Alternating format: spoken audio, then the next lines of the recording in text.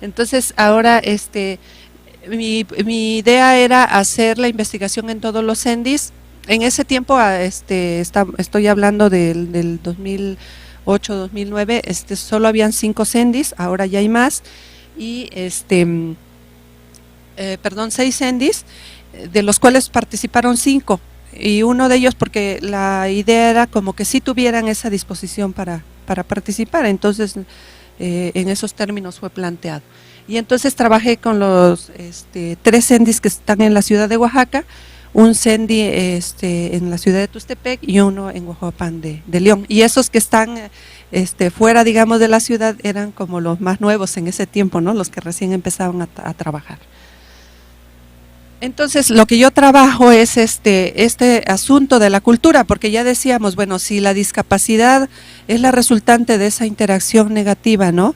Del niño que tiene una limitación con su contexto, con los factores contextuales, pues un asunto importante que se había venido reportando en la literatura, cuando se empezó a hacer la evaluación de cómo nos había ido con estas décadas de la integración, se empezó a ver que si bien es cierto se había ganado en presencia física, no se había ganado tanto en aprovechamiento realmente de los niños en la escuela, ¿no?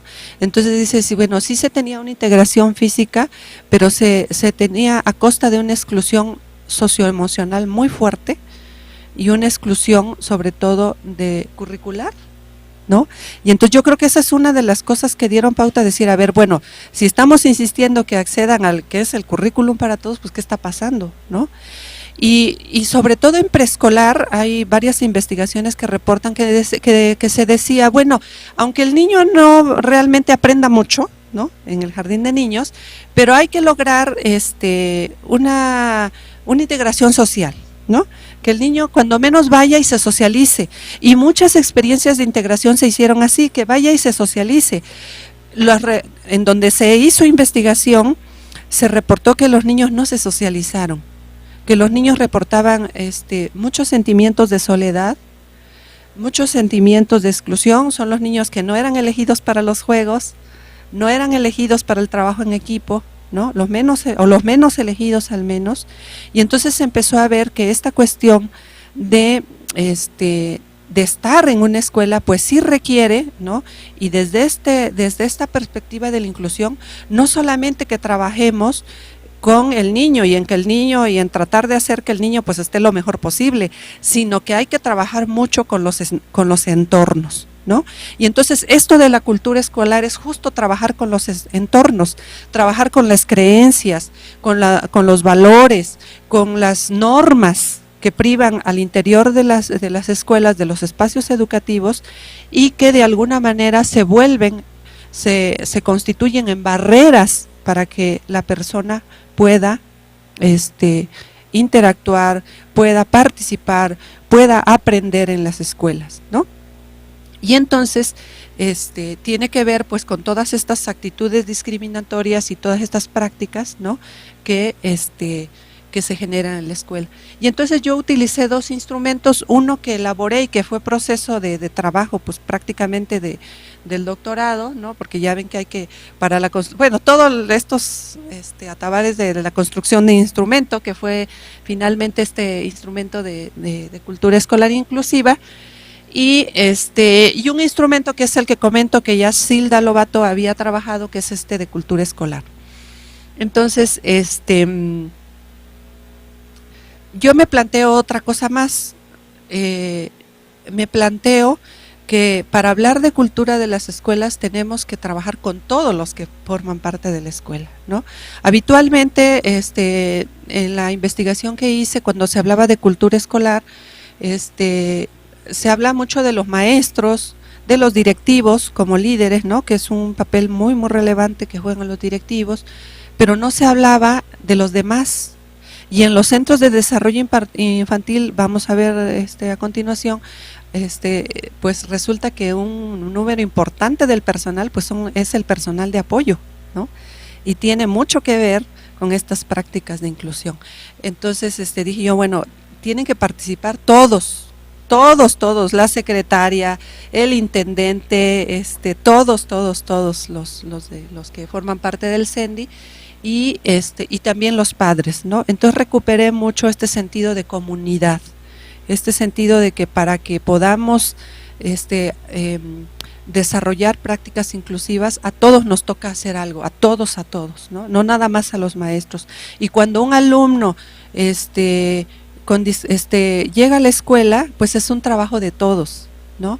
No es un trabajo nada más del maestro, porque eso nos ha pasado en las experiencias de integración que tuvimos. Pues está en el grupo de quinto mientras el maestro está en quinto, pero si el maestro se va, se jubila, pues ahora hay que buscar otra escuela, porque hay que buscar otro maestro que sí quiera, que sí, ¿no? Y entonces es cuento de nunca acabar, ¿no? Entonces por eso ahora se ha dado mucho énfasis a este asunto de la cultura escolar.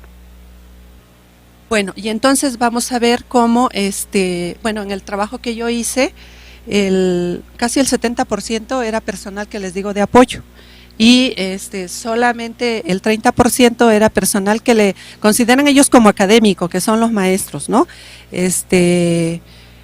Los maestros con formación normalista, porque hay varios que, aunque fungen como maestros, tienen otra formación, son enfermeras o son puericulturistas, ¿no? Tienen otra formación.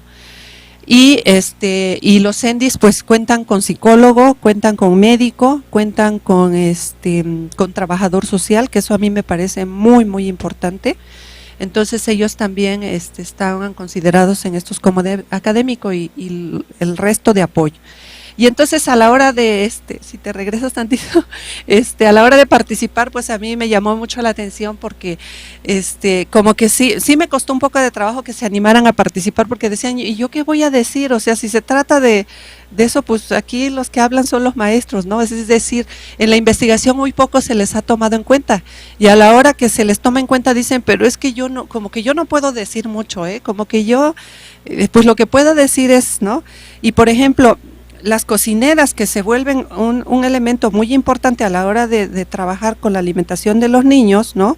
Porque hay niños, por ejemplo, que pues son alérgicos a algún alimento. Pues sí, las cocineras tienen que saber eso y tienen que ser sensibles para poder de alguna manera ofrecer otra alternativa a los niños, ¿no? Entonces no es de que aquí viene y a chaleco se tiene que comer lo que se hizo, ¿no? Y entonces explicarles el porqué y todas estas cosas. Bueno, entonces eso fue.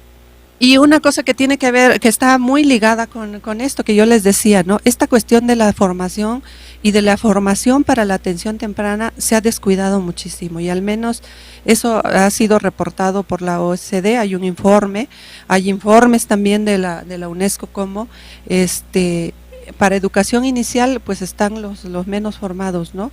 Pero no solamente es eso, sino que también los programas de formación, pues poco hay ofertas para personal de la educación inicial, ¿no? Y entonces, y vamos a ver cómo cuando se habla de incentivos, ¿no?, para la formación, pues no son tomados en cuenta. Carrera magisterial, que en México es el sistema hasta ahorita, es el sistema de incentivos de formación y de trabajo de los maestros, no hay incentivos para el personal que... Entonces eso en Oaxaca fue un problema complejo, porque, y me imagino yo que en muchos estados, porque decían, no, entonces si quieres estar en carrera magisterial tienes que salirte de inicial, ¿no? Y hay algunas maestras que dijeron, no, pues yo no me salgo, aunque yo no participe, pero no me salgo, ¿no? Y nosotros como intervención temprana en ese tiempo, pues sí hicimos un documento y bueno, varias cosas para que la SEP tomara en cuenta, pero no se les toma en cuenta. Entonces, cuando yo investigo y les pregunto sobre sus percepciones de cómo se sienten para dar respuesta educativa a las necesidades educativas especiales, pues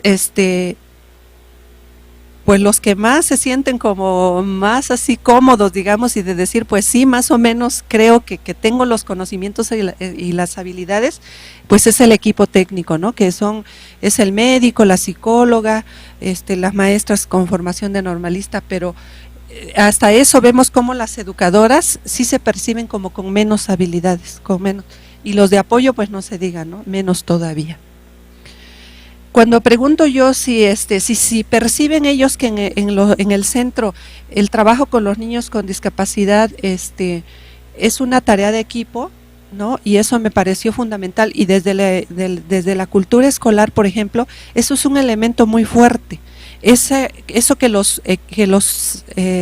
el personal de las escuelas trabaje por equipo, y yo me encontré con que en los CENDIs, o al menos en estos CENDIs, sí hay pues como en otras escuelas, ¿no? Que eso es un poco también las conclusiones, o sea, hay una serie de dificultades que imposibilitan el trabajo en equipo, ¿no? Y sobre todo algunas cuestiones muy burocráticas que pues sí pesan mucho. Otra pregunta era si ellos cuando llegaba un niño con discapacidad o con una necesidad educativa especial, si establecían acuerdos con sus padres. Y vemos como en los profesionales pues hay muy poco acuerdo, a diferencia de los padres que sí, ellos perciben que sí se hace que sí se les toma en cuenta, ¿no? Y entonces yo decía, bueno, ¿por qué sucede esto? Y resulta que los profesionales como equipo se enteran muy poco de lo que el otro hace. Entonces el otro sí llama a los padres, toma el acuerdo, pero como maestro del niño, o como el psicólogo que lo mandaron a traer y le dijeron, pues hay que tomar acuerdos con estos papás, ¿no? Entonces por eso los padres sí se sienten tomados en cuenta, pero los profesionales entre ellos poco se dan cuenta de que eso se hace, ¿no?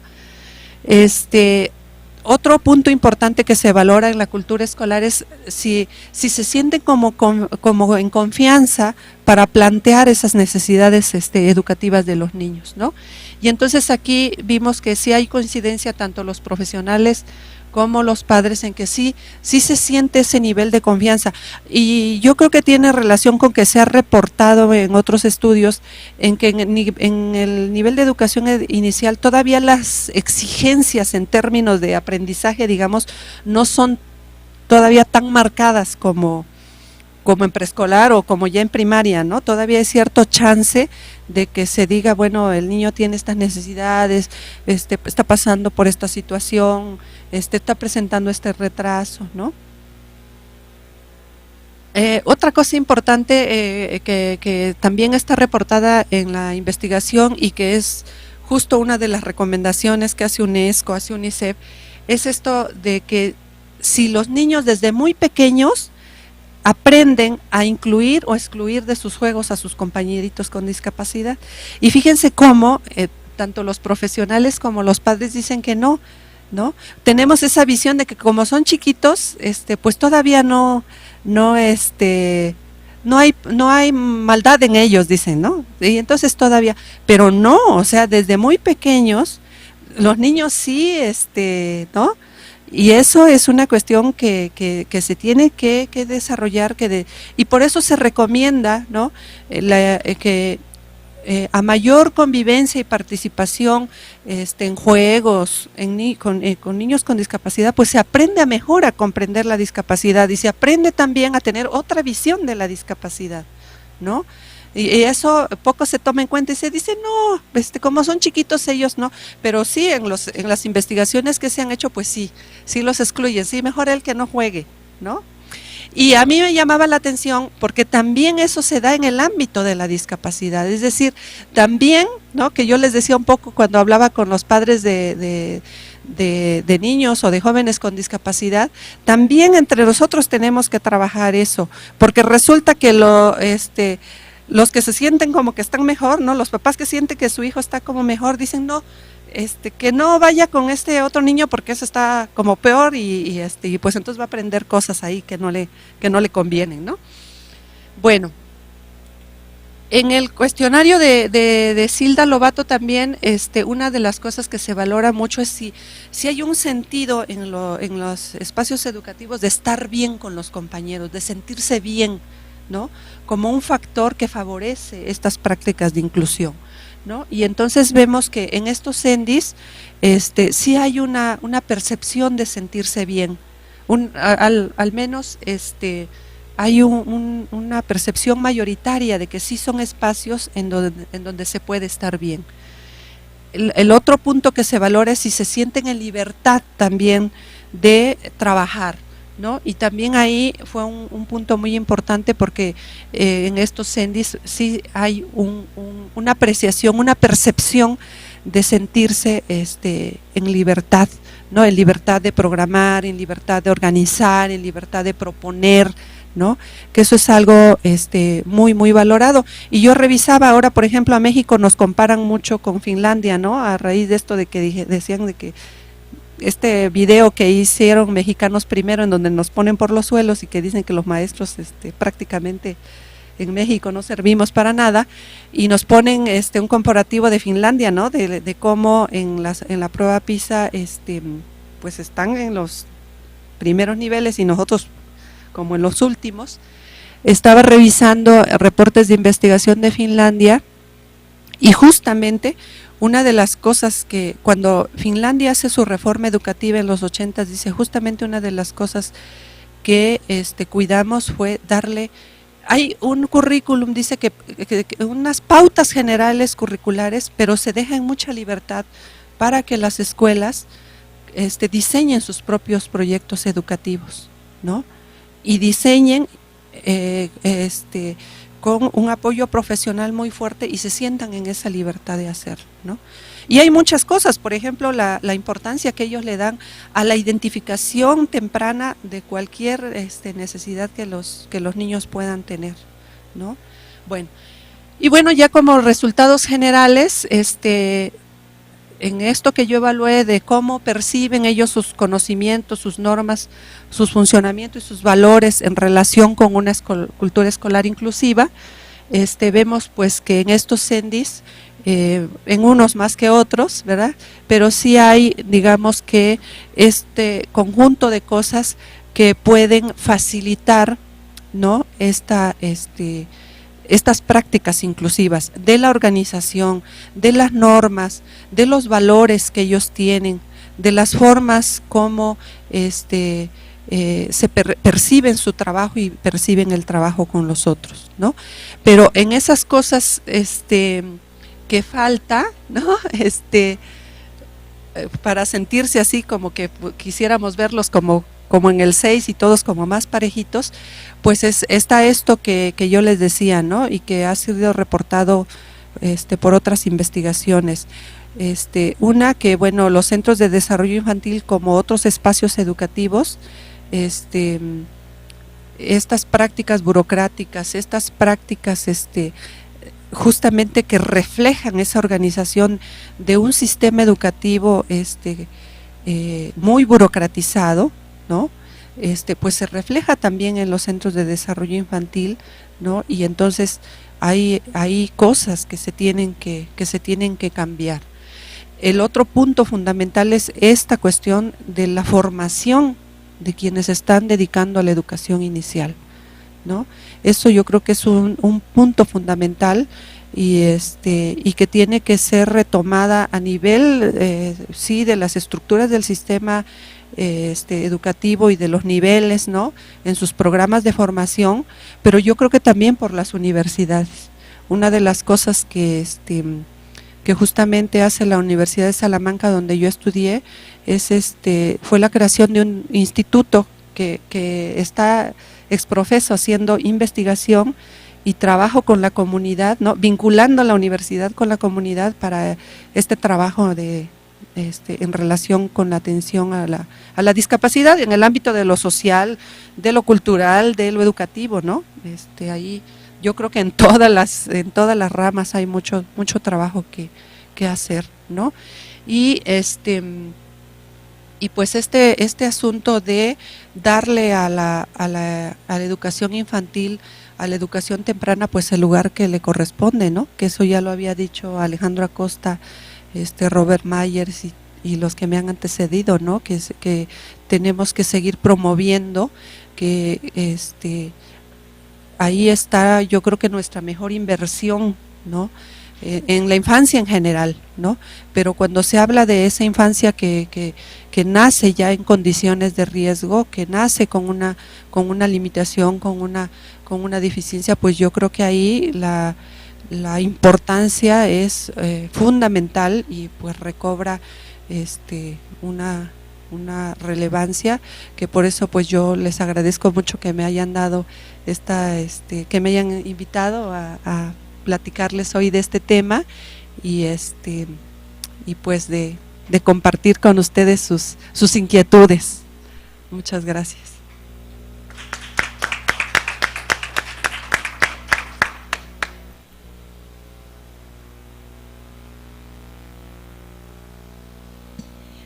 Muchas gracias, Clara. Si pueden cambiarle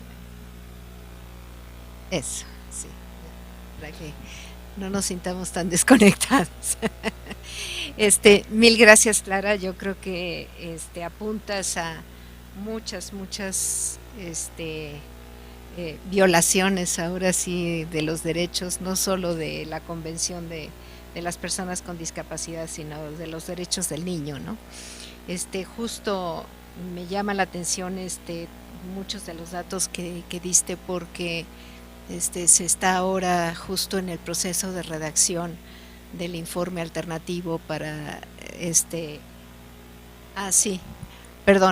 justo se está ahora en la redacción del informe alternativo que se da al Comité de los Derechos del Niño en Ginebra, y que ya México por fin respondió después de hacerse pato durante 2 años, y que ahora ya está citado hacia junio, me parece.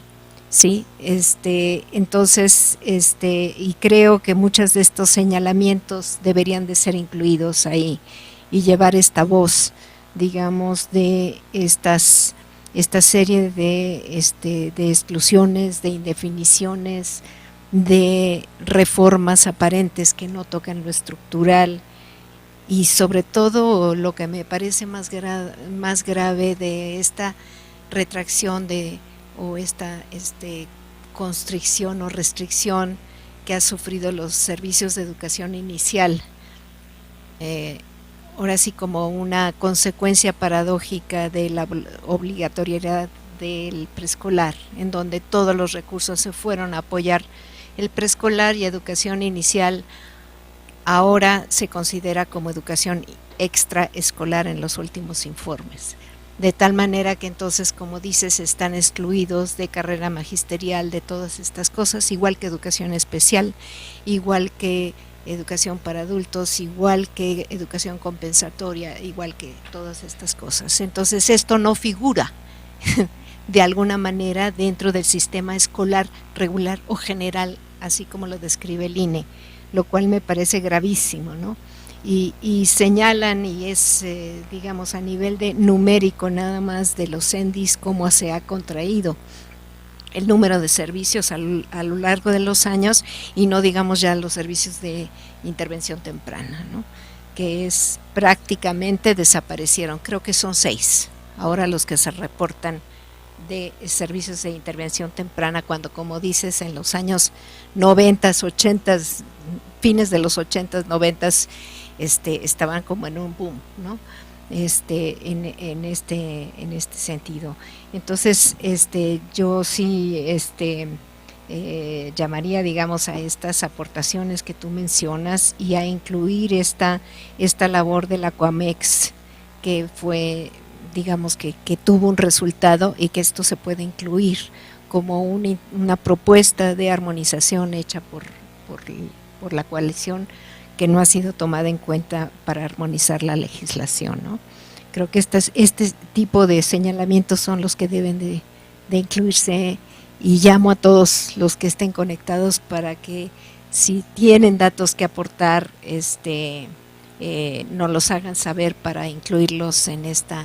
Nos toca a nosotros la parte de redactar el informe en México de la parte de educación, y es un tema muy grueso.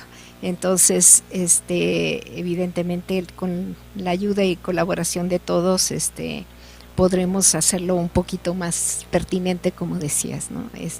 En esto.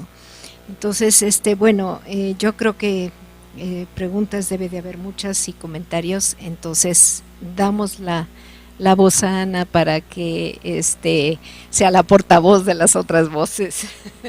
Bueno, Zoraida nos dice: muchas gracias, maestra Clara, muy interesante su intervención. Son dificultades que también se visibilizan en Colombia, muchos programas asistencialistas que desvirtúan la obligación real del Estado.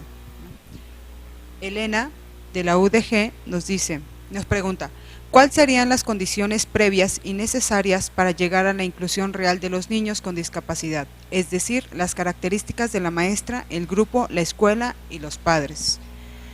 Gloria nos dice: me siento bastante comprendida. Tuve la oportunidad de formar una unidad de apoyo para educación inicial en 1996. En la actualidad todavía funciona, pero ya con más orientación burocrática. Bueno,